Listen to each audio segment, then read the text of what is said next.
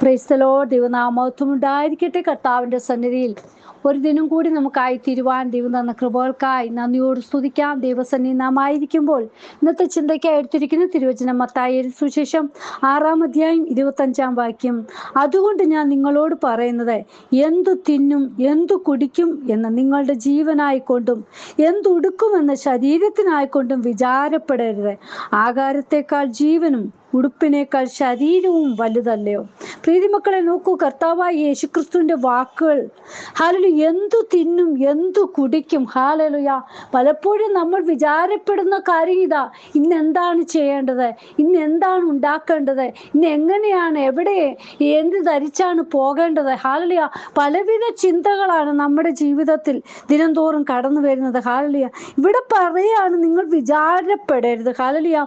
നോക്കൂ, നമുക്ക് ഫിലിപ്പിയർക്കെഴുതിയ ലേഖനത്തിൽ അപ്പോസ്തലനായ പൗലോസ് പറയുന്നതുണ്ട്, ഒന്നിനെ കുറിച്ചും വിചാരപ്പെടരുത്, എല്ലാറ്റിലും പ്രാർത്ഥനയാലും അപേക്ഷയാലും നിങ്ങളുടെ ആവശ്യങ്ങൾ സ്തോത്രത്തോടുകൂടെ ദൈവത്തോടെ അറിയിക്കത്രേ വേണ്ടത്.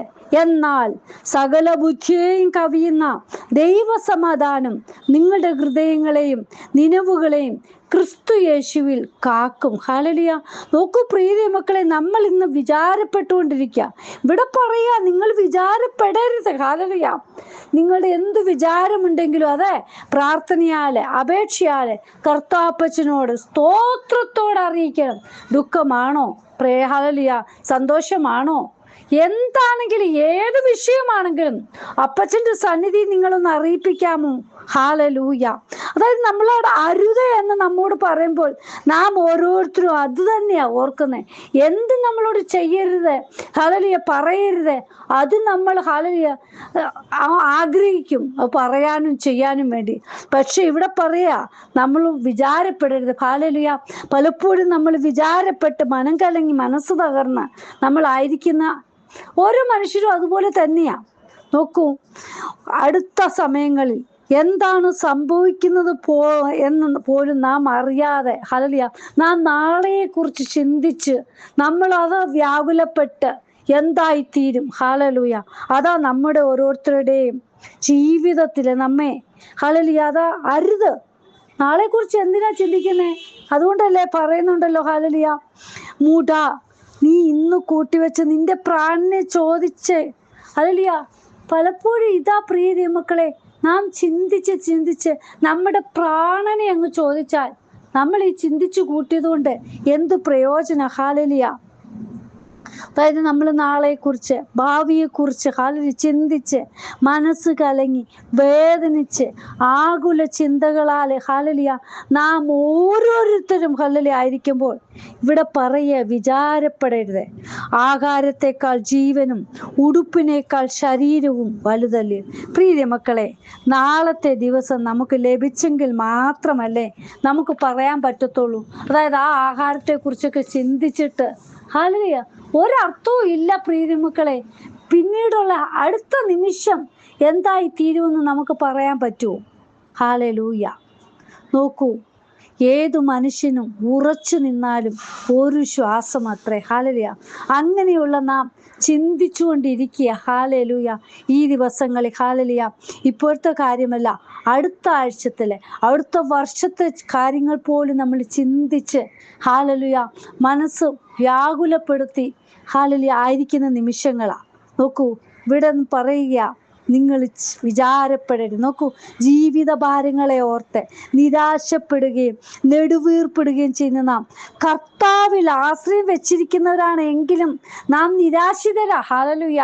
എല്ലാ കാര്യവും അപ്പനോട് പറഞ്ഞാൽ എൻ്റെ അപ്പൻ എല്ലാം നടത്തിത്തരും, എൻ്റെ അപ്പൻ കൂടെയുണ്ട്, എല്ലാം നമ്മൾ പറയും. പക്ഷേ പലപ്പോഴും നമ്മൾ വിചാരപ്പെട്ട് അയ്യോ എന്തായി തീരുമെന്ന് പറഞ്ഞ് വ്യാകുലപ്പെടുന്ന ജീവിതങ്ങളാ. ഹല്ലേലൂയ. നമുക്ക് ഇന്ന് ആവശ്യം ഹല്ലേലൂയ എന്താ വേണ്ടുന്നേ, അത് ഇന്നത്തെ ആവശ്യത്തിനുള്ള ടെൻഷനൊക്കെ ഇഷ്ടം പോലെ ഉണ്ട്. എന്നിട്ട് നമ്മൾ നാളെയെ കുറിച്ചും ചിന്തിച്ച് ടെൻഷൻ കൂട്ടി വെക്കുക. ഹല്ലേലൂയ. ലൂക്കോസിൽ സൂക്ഷിച്ച് അതുകൊണ്ട് 12-ാം അധ്യായം 20-ാം വാക്യത്തിൽ പറയുന്നുണ്ടല്ലോ, മൂഢാ, ഈ രാത്രിയിൽ നിന്റെ പ്രാണനെ നിന്നോട് ചോദിക്കും, പിന്നെ നീ ഒരുക്കി വെച്ചത് ആർക്കാകും? ഹല്ലേലൂയ. പലപ്പോഴും പ്രിയ മക്കളെ, അത് നാം നമ്മോട് തന്നെ ഒന്ന് ചോദിക്കുക. ഹല്ലേലൂയ. എന്തിനാ നമ്മൾ ഈ ചിന്തിക്കുന്നതും വിചാരപ്പെടുന്നതൊക്കെ? നമുക്ക് അടുത്ത നിമിഷം ഉണ്ടാകുമോ? ഹല്ലേലൂയ. ഇന്ന് പല സംഭവങ്ങളും നടക്കുന്നതും കേൾക്കുന്നതും അറിയുന്നതും നാം കാണുന്നതും അതുപോലെയല്ലേ? ഹല്ലേലൂയ.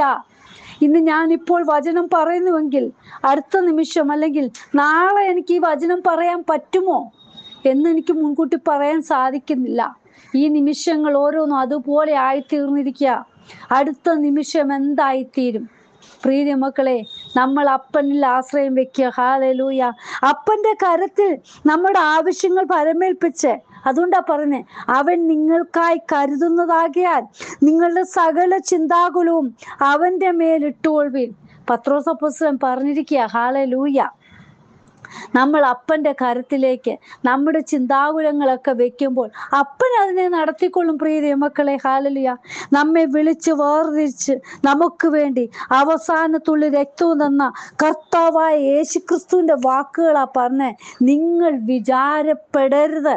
ഹല്ലേലൂയ. നോക്കൂ, കർത്താവ് നമ്മെ പാപത്തിൽ നിന്ന് വീണ്ടെടുക്കുവാൻ തൻ്റെ ജീവനെ നമുക്ക് വേണ്ടി തന്നുവെങ്കിൽ നമ്മുടെ ആവശ്യങ്ങൾ അറിയാതിരിക്കുന്ന അപ്പനാണോ? ഹല്ലേലൂയ. നാം വിചാരപ്പെടുന്ന എന്തിനാ പ്രിയ മക്കളെ? ഈ ദിവസങ്ങളിൽ നാം നമ്മുടെ ആവശ്യങ്ങൾ അപ്പന്റെ സന്നിധിയിൽ അങ്ങ് ഏൽപ്പിക്കുക. അപ്പൻ അതിനു വേണ്ടുന്ന ഈ കാര്യങ്ങൾ തക്ക സമയത്ത് പ്രവർത്തിക്കുന്ന അപ്പച്ചനാ. ഹല്ലേലൂയ.